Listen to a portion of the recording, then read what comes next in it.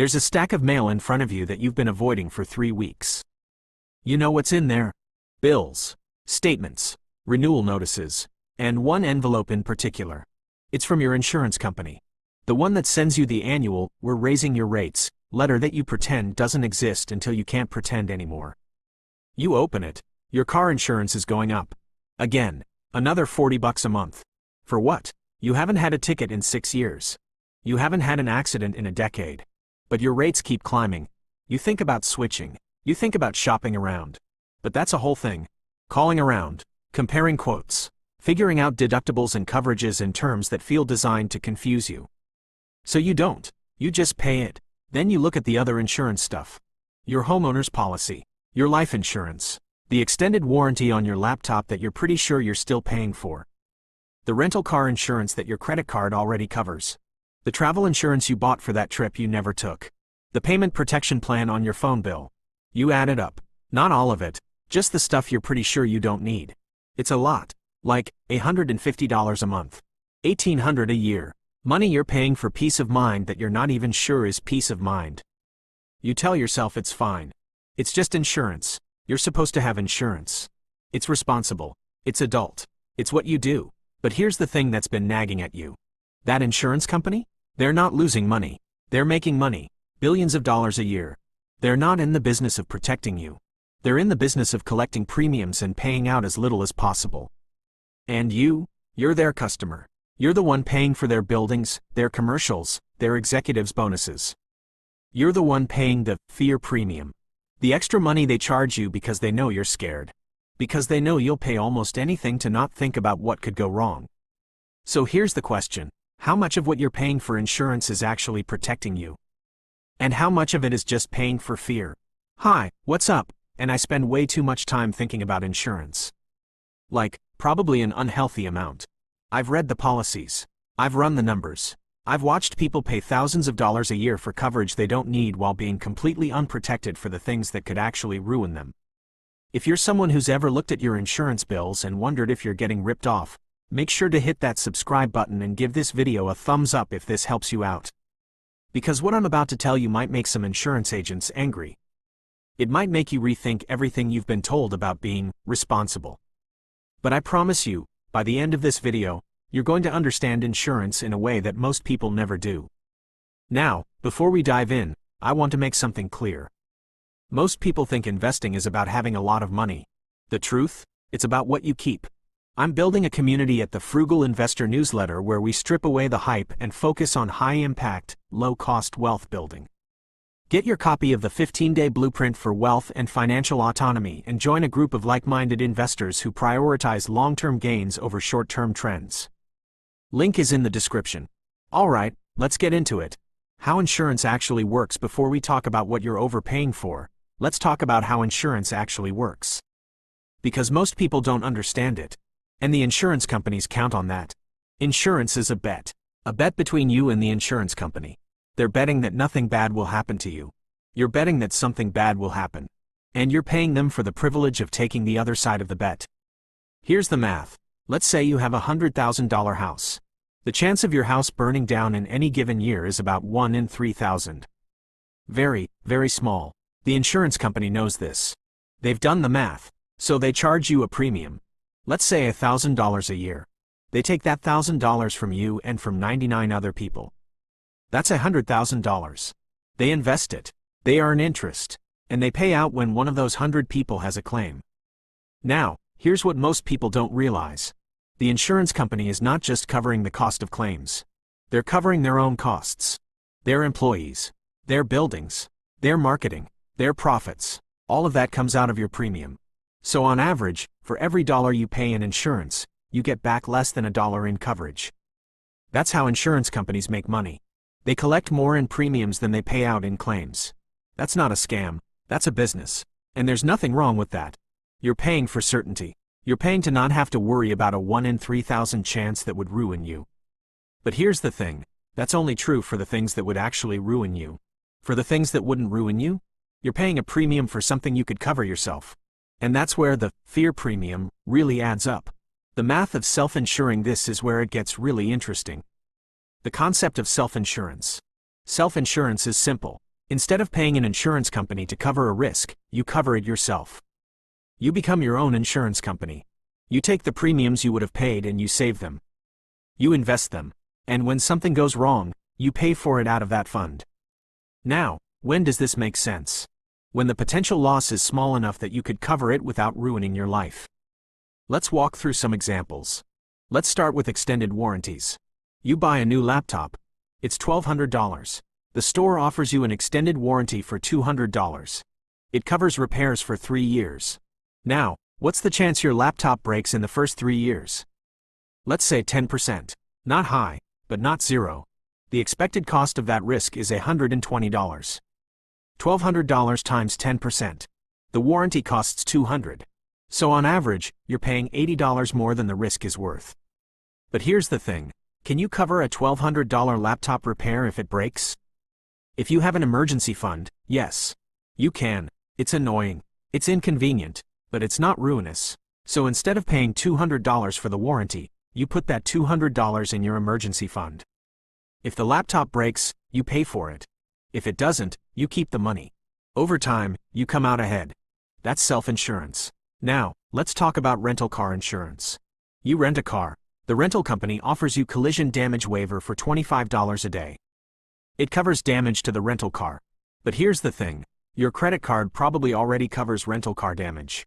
Most premium credit cards do. And even if it doesn't, your auto insurance probably covers rental cars. You're paying for coverage you already have. But let's say you don't have coverage. Let's say you're paying $25 a day for a week. That's $175. For a 1-week rental. Over a year, if you rent a car a few times, that's hundreds of dollars. Now, what's the chance you'll damage a rental car? Very low. And if you do, what's the damage? A few $100. Maybe $1,000. Can you cover that? If you have an emergency fund, yes.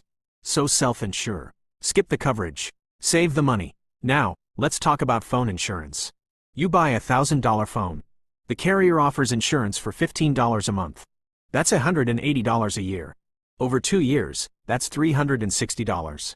What's the chance you break your phone? Maybe 10%. Maybe. The expected cost is $100. You're paying $360. That's a terrible bet. And can you cover a $1,000 phone repair? If you have an emergency fund, yes. So self-insure. Skip the insurance. Save the money. Where insurance makes sense now, let's talk about where insurance does make sense. Because there are things you absolutely should insure.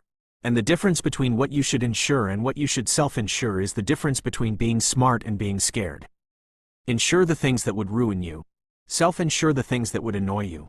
What would ruin you? A lawsuit that takes your savings. A house fire that destroys your home. A medical event that costs hundreds of thousands of dollars.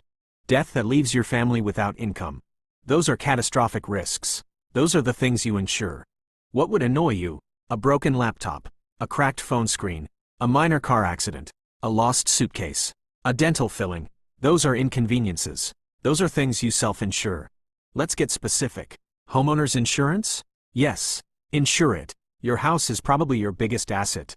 A fire, a flood, a tornado could wipe out hundreds of thousands of dollars of value. You can't self-insure that. So you insure it. But here's the thing. You don't insure every little thing. You raise your deductible. You take a higher deductible and you pay a lower premium. Because you can cover a $2,000 deductible. That's an inconvenience. But you can't cover a $200,000 loss. That's ruin. Auto insurance? Yes, for liability. If you cause an accident that injures someone, the medical bills can be hundreds of thousands of dollars. You need liability coverage. And you need a lot of it. Umbrella coverage. $200,000 isn't enough. You want $1 million. At least. But collision coverage on a 10-year-old car? Maybe not. If your car is worth $5,000 and you're paying $1,000 a year for collision coverage, that's a bad bet. Self-insure that. If you get in an accident, you buy another $5,000 car. That's an inconvenience. Not ruin. Health insurance? Yes. Absolutely. One medical event can cost $100,000. You can't self-insure that. But you take a high deductible plan. You use an HSA. You self-insure the small stuff. The doctor visits. The prescriptions. The minor procedures. And you insure the catastrophe. Life insurance? If someone depends on your income, yes. If you have a spouse, kids, someone who would be financially devastated if you died, you need life insurance. But you buy term life. 20-year term, 30-year term, not whole life, not universal life, not the investment products that are really insurance products with terrible returns. Term life is pure insurance. You pay a premium. If you die, your family gets paid. That's it. It's simple. It's cheap. It's what you need. Whole life? That's an insurance company trying to be your investment advisor. And they're not good at it. The fees are high. The returns are low. And you're paying for something you don't need. The fear premium. This is where it gets really interesting. The concept of the fear premium. The fear premium is the extra money you pay because you're scared. Because the insurance company knows you're scared. Because they've built their entire marketing strategy around making you scared. Think about the commercials. The ones with the house on fire. The car crash in slow motion. The family standing in the rubble of their lives. They're designed to make you feel one thing. Fear. And when you're afraid, you don't do math. You don't compare premiums. You don't shop around. You just pay, whatever they ask, because you don't want to think about the house on fire. But here's the thing. The house on fire is a 1 in 3,000 event. It's extremely unlikely. The thing that's actually likely to happen is that you're going to pay thousands of dollars a year for decades and never file a claim.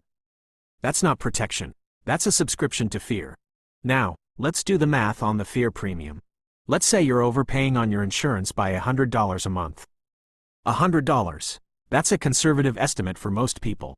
Between overpriced auto insurance, unnecessary extended warranties, phone insurance you don't need, rental car coverage you already have, and all the other little things, $100 is easy.